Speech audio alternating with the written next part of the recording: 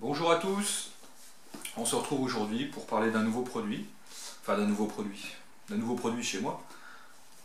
Il est là-dedans. Alors je vous ai déjà montré une boîte comme ça, dans une autre review, sauf que ce coup-ci, c'est ça. Voilà, Lightest VTR de chez Inokin. Je l'ai reçu ce matin, donc j'ai déjà commencé de vaper un peu avec pour voir comment ça fonctionne. Ça va pas mal, hein. Donc je vais vous le sortir de la boîte. Alors il est livré donc dans la boîte monté comme ça avec un iClear 30S. J'en parlerai plus précisément du 30S dans une review que je ferai spécialement dessus. Peut-être en même temps que le 30B pour comparer un peu les deux, qui n'ont rien à voir d'ailleurs, hein. Donc il est livré comme ça. Bon là c'est la version Silver, donc toute chromée, avec possibilité de faire de magnifiques traces de doigts dessus. C'est un truc à empreinte digitale, hein. Là c'est une catastrophe. Mais bon, voilà. Donc il est livré là-dedans avec dans sa boîte.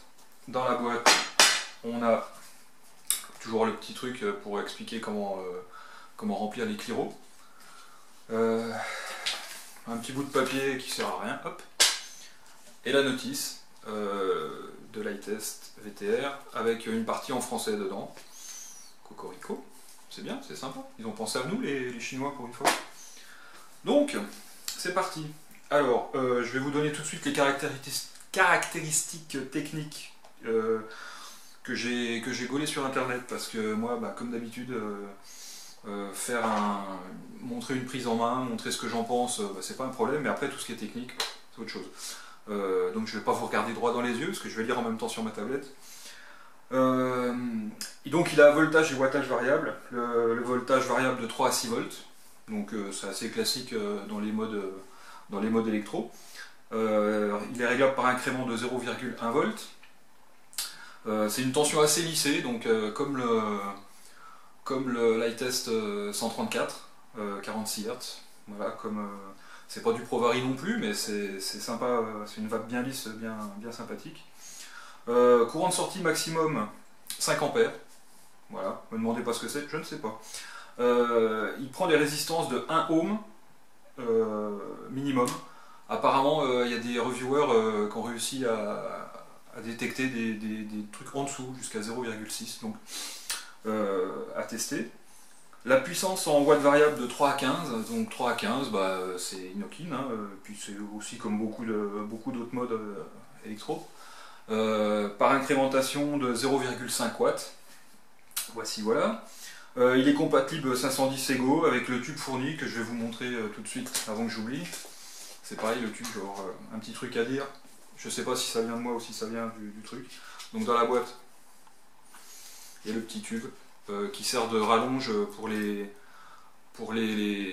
cliros qui ne passeraient pas dans le système. Je vous montrerai par la suite. Voilà. Ensuite, le poids. Alors moi le poids, je l'ai pesé. Voilà. Parce que je suis cuisinier, j'ai une balance, alors je pèse tout. En ordre de marche, c'est-à-dire avec la batterie, le Cliro le 30S rempli en juice à ras à gueule. Moi je l'ai pesé à 390 grammes.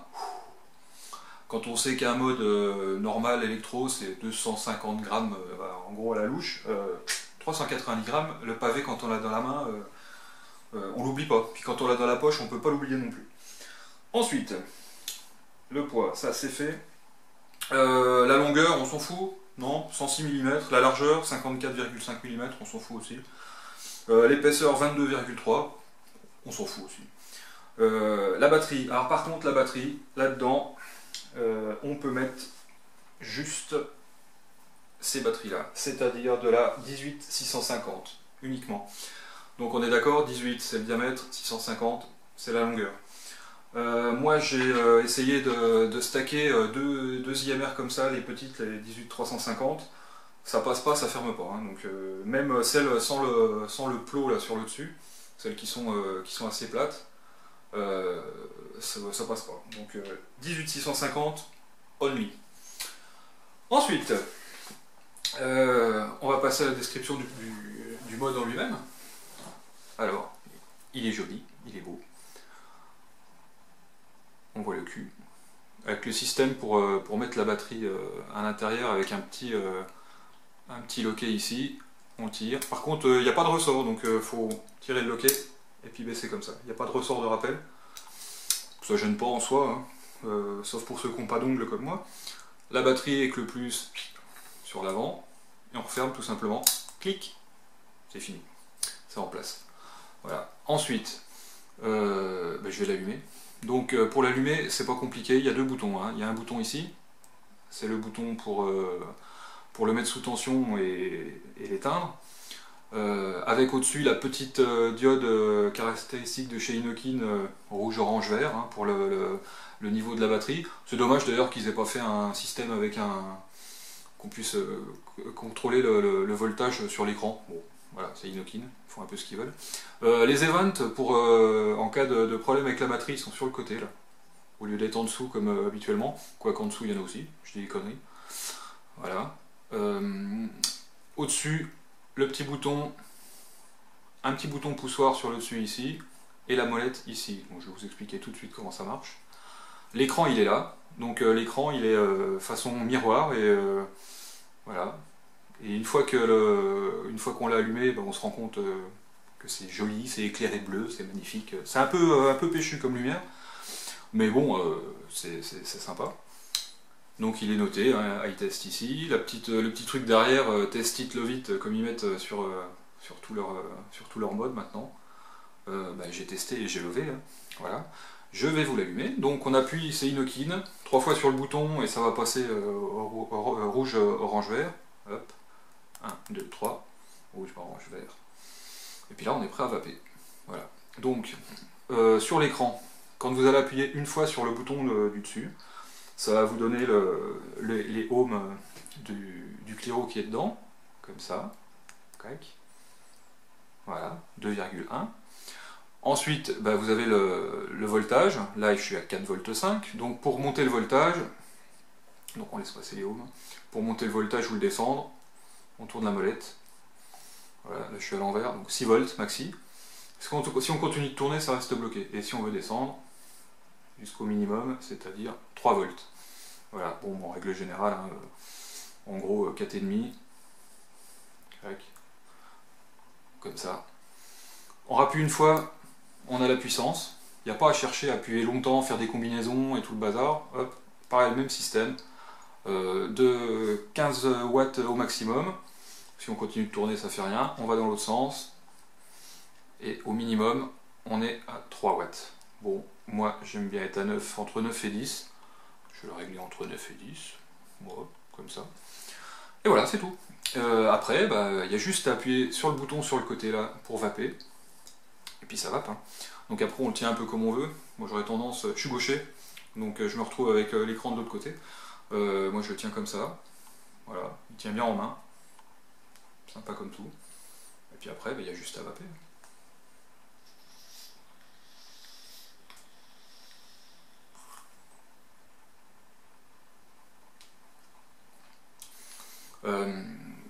Je sais pas si ça vient du 30S dedans là, mais c'est super agréable. C'est vraiment super agréable à vaper.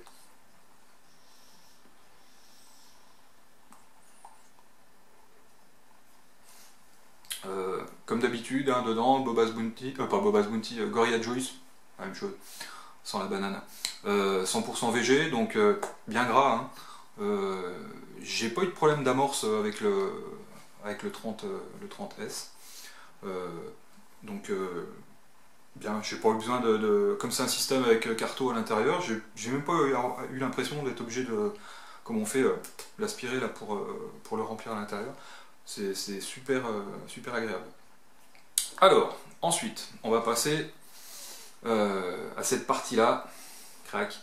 Donc, le fameux 30S qu'on peut démonter. Donc, quand on le démonte, ça va super bien enlever. On le dévisse, clac, voilà. Le 30S, il est un petit peu comme, enfin un petit peu, comme le 30B, c'est-à-dire qu'on peut enlever ce vilain drip tip sur rotule là. Il y a juste à le dévisser, clac, et puis après, ça fait du bruit. Et après on met ce qu'on veut. Moi perso, un petit drip tip, c'est quand même plus sympa. Voilà, celui-là je le mets de côté, et on va parler de la compatibilité avec les autres Cliro. Alors, pour tout ce qui va dépasser un diamètre de 19,3, les magous, enfin tout ce qui s'ensuit, beaucoup d'heures constructibles, ça passera pas dedans, hein, parce qu'ils font tous 20 ou 22, je sais plus exactement le diamètre. Si par exemple, chose toute bête pourtant, Inokin, le 30B, ça passe pas. Bon, c'est pas super grave. Ensuite, là j'ai un A8 reconstructible, ça passe pas. Qu'est-ce que j'ai d'autre? Un petit Aspire là. Alors ça passe, on est bien d'accord. Mais bon, ça bringue dans tous les sens. Et j'ai eu un petit souci avec, je vous expliquerai après. Donc pour tout ce qui passe pas, il y a cette petite chose immonde qui est vraiment pas belle, qu'ils nous ont mis avec là, cette espèce de petite rallonge, qui est quand même dotée au-dessus d'un petit collier comme ça, pour pouvoir adapter tous les Cliro dessus. Donc on le met à la place. Voilà. Il y a la petite bague de réglage en bas là pour si on veut régler le sens des trous quand on a un reconstructible. Donc, bon, là comme ça peut paraître presque normal. C'est quand même déjà moins joli qu'avec le 30S. Par contre, après, dessus, on met ce qu'on veut. Hein. Donc, le fameux 30B. Alors, qui dépasse un peu sur le côté quand même. Bon, c'est pas super chouette. Hein. Après, ça commence à faire un bon Toki-Oki. Hein. Donc, voilà. Par contre, ça fonctionne. Hein.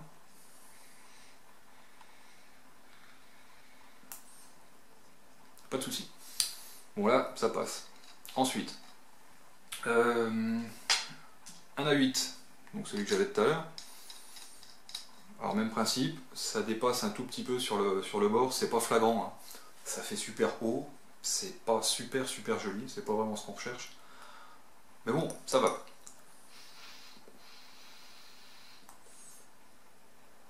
Pas de problème. Par contre, j'ai eu un souci, parce que j'ai voulu essayer avec tout. J'ai eu un souci avec... Attendez, je vais déjà vous mettre celui-là, pour faire un truc un peu moins long. Avec un dripper, voilà, c'est moins moche. C'est moins moche avec un dripper quand même. Voilà, bon, ça va possible. Ça va bien. Donc le petit souci que j'ai eu, c'est quand j'ai voulu mettre mon Aspire, là, où je l'ai mis, il est là. Voilà, donc un Aspire normal, là, les petits, là, les bottom coil. En fait, quand je le mets dessus comme ça, voilà, il est serré à fond, hein, c'est pas un souci. Et quand j'essaye de vaper, j'ai rien. Ça fait pas contact. Alors je me suis dit, bon, est-ce que l'adaptateur se règle ou je sais pas quoi. Donc j'ai essayé de tirer dans tous les sens. Ça marche pas, donc je sais pas pourquoi. Alors je sais pas, j'ai pas d'autres petits Cliro de ce style là sous la main. Donc je me suis dit, est-ce que ça vient du Cliro, est-ce que ça vient de l'adaptateur? Alors je me suis dit, bon, je vais essayer avec les petits adaptateurs égaux là, que je vais mettre sur mon Aspire, comme ça, si j'arrive à le visser. Et puis je vais essayer de le mettre dedans, comme ça, pour que ça fasse déjà pas la hauteur de 3 mètres de haut là. Voilà. Donc j'ai réussi à le mettre comme ça. Ouais, c'est pas moche. Hein. Bon, par contre, on se rend bien compte là qu'il y a un jour assez conséquent. Et du coup, ça bouge un petit peu, c'est pas super sympa. Et, mais par contre, là, ça marche.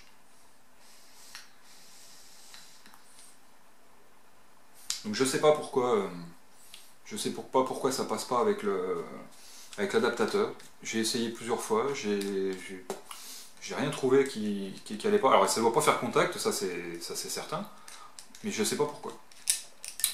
Alors du coup, s'il faut mettre ça, enlever l'adaptateur égaux à chaque fois, c'est un peu casse-bonbon. Bon, après, moi le but du jeu, c'est de vaper avec ça, le 30S là, parce que franchement, je le trouve vraiment bien ce petit Cliro là. En plus, bah, il passe pile poil dedans. Hein. Et puis il n'y a rien à faire, une fois qu'il est mis, c'est joli. Enfin, moi je trouve ça super joli, quoi. Il tient bien dans la main, ça dépasse pas trop. Dans la poche, bon, dans la poche ça fait lourd, hein, comme je l'ai dit tout à l'heure, mais voilà. Alors après à l'usure, à voir ce que ça donne. Certains possesseurs de MVP, salut Fred, sont un peu réticents du fait que ce soit des batteries dedans, que ce soit pas rechargeable comme le MVP. Bon. Mais par contre, quand je lui ai montré ce matin, il a fait ouh, c'est joli, ouh putain, il est sympa. Donc bon, voilà. Après, bon, c'est un mode. Voilà, c'est un mode. Il faut bien le voir comme ça. Et puis, puis voilà. Puis après, quand on commence à avoir un peu de matos, tout le monde a un chargeur, tout le monde a des batteries. Et puis voilà quoi. Autre petite chose intéressante. Donc la connectique au fond, elle est sur ressort. Bon, maintenant je crois que chez Inokin ils vont faire plus que ça. Hein. Elle est même sur ressort sur le truc pas beau là. Même la connectique là est sur ressort. C'est pas un ressort avec un débattement de 3 cm, hein, c'est juste pour éviter d'écraser puis de foutre la connectique en l'air en fait. Donc connectique sur ressort, ça patoche. Et un petit truc sympa aussi, c'est que il garde en mémoire les réglages quand on enlève la batterie. Ça devrait être tout fait comme ça, quoi, parce que si à chaque fois il faut refaire les réglages quand on a enlevé la batterie, quand on a rechargé sa batterie, c'est relou quoi. Bon. Mais donc là, pas de problème. Ça fait un petit moment là que je vous fais la review, donc j'ai tripoté dans tous les sens. Il est plein de traces de doigts. Alors quand on a un peu maniaco-dépressif comme moi, bah voilà quoi, on va tout le temps être en train de faire ça. Voilà. Puis ça sert à rien parce que de toute façon direct derrière on remet les doigts. Et... Bon, c'est pas, franchement c'est pas un problème parce que il est vraiment sympa ce petit mode. Voilà, Inokin, e-test VTR, jolie petite chose, facile à régler. Bon, le seul truc qu'on peut regretter c'est de ne pas avoir le wattage sur l'écran. Bon, c'est pas un problème. Il y a toujours le système des loupiottes là, qui est pas super précis. Bon, d'accord, mais vert c'est bon, orange attention, et rouge je change la batterie. Bon, bah, moi quand c'est orange je recharge la batterie, comme ça j'ai pas de problème. Puis bon, avec une 650, ça nous laisse quand même une autonomie assez sympa. Voilà, je crois que je fais plus ou moins le tour de ce que j'avais à dire sur le VTR. Est-ce que c'est un mode que je recommande? Pour les collectionneurs, oui, bien sûr, je recommande. Pour les vapeurs occasionnelles, bon, c'est lourd. C'est lourd. Dans une poche de chemise, à mon avis, hein, voilà quoi, ça va bien déformer la poche. Mais sinon, oui, je recommande parce que bah, il est super chouette, quoi. Il est vraiment super chouette. Je sais pas ce qu'il peut donner en jungle camo, mais là en version chrome comme ça, il est super joli. Et puis ça, on a vraiment une impression de solidité. Les finitions, bah voilà, c'est top, hein, c'est tout vraiment, c'est bien ajusté. J'aime bien le système d'Inokin avec des petites vis un peu partout, comme ils ont fait sur le 134, là, c'est tout vissé. On a l'impression qu'on peut le démonter et le réparer si jamais il y a un truc qui va pas. L'effet miroir sur l'écran, sympa. Voilà, ça laisse juste apparaître quand on appuie. Quand on vape, il n'y a rien qui apparaît, donc ça bouffe pas la batterie encore plus. La petite molette, alors par contre la petite molette elle est super douce, ça fait pas des gros crans comme sur celui-là ou sur le 134. Je sais pas si on peut se mettre entre deux valeurs, ça m'étonnerait. Non. Par contre, un cran c'est pas forcément une incrémentation, donc c'est assez aléatoire. Bon, le réglage se fait super facilement quand même. Hein. Voilà quoi. Super mode, petit sympa, comme j'aime bien. Je pense que ça je vais beaucoup vaper avec parce que je le trouve vraiment sympa. Pour les gens qui aiment les trucs un peu atypiques, bah voilà, Inokin, merci encore, hein. C'est tout quoi. Sur ces bonnes paroles, je vais vous laisser en tirant une dernière petite barre et je vous dis à bientôt. J'ai encore plein de reviews qui vont arriver là sur des produits, sur des Cliro, sur des modes. Donc je pense qu'on va se revoir bientôt. Hein, d'ici mi-janvier, j'aurai fait encore quelques petites reviews sympatoches. Voilà, je vous remercie, à bientôt.